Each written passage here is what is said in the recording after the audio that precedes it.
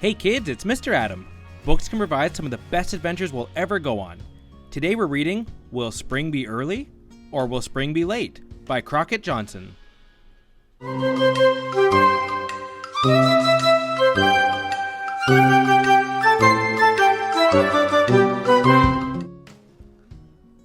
It was the second morning of February.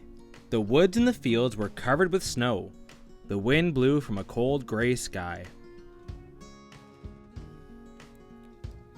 "This is the day," said a voice from under the ground. "This is the day I will make my prediction. Will spring be early or will spring be late?" The voice came from a hole in the middle of the field. It was the groundhog coming out of his tunnel, talking to himself.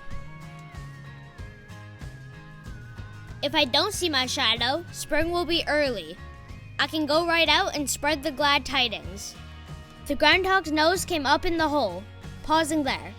"But if I do see my shadow, I'll go back in my tunnel. It will mean bad news. Spring will be late this year." The groundhog shivered. "How nice is it that I am expected to stay out only when I have good news," he said as he raised himself up onto his front paws.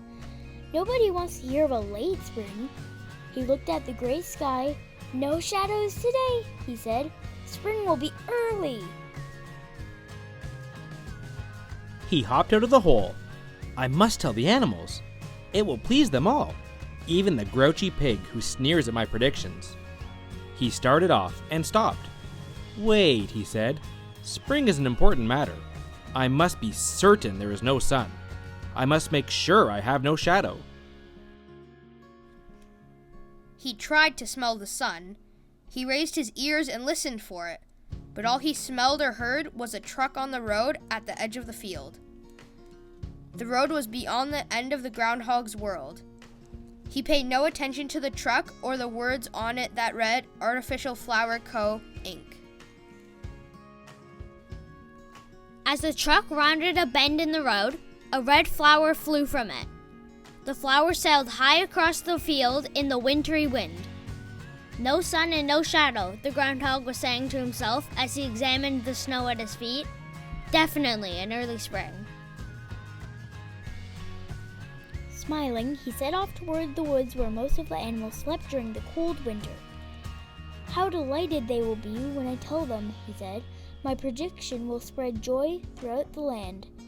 And he hopped along happily humming a spring song. Suddenly he halted. There, with its stem in the snow, was a bright red flower in full bloom. The groundhog stared at it. His eyes grew wide and his mouth opened. "Spring," he whispered. Then he shouted, "Spring! It's here now!" He broke into a run.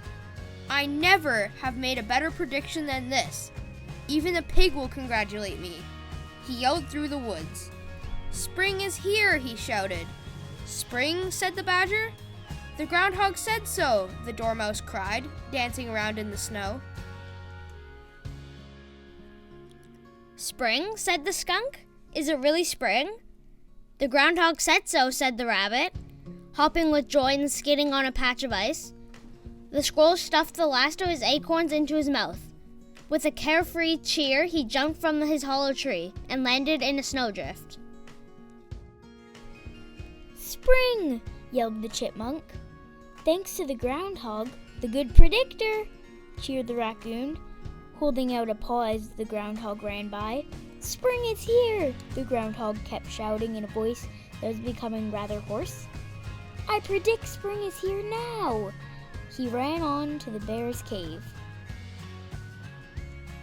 When the bear woke up and heard what the groundhog was saying, he roared in delight. "Groundhog, you do better every year. Spring! Spring in February. Splendid! What would we do without you?" "I don't know," said the groundhog, swelling up his chest as he ran off. At last he came to the pig. The shouting and cheering had waked the pig, and now he was grumpily rooting under a tree stump for breakfast.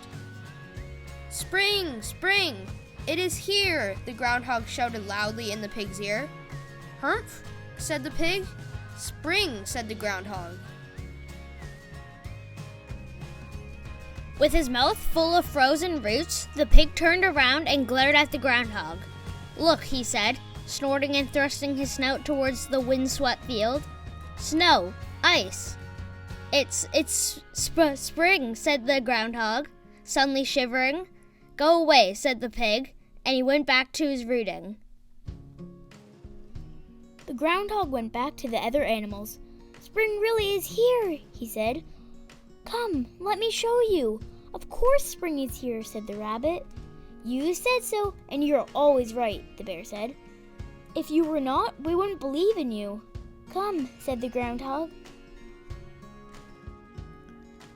The animals followed him to the field, where they saw the red flower in full bloom.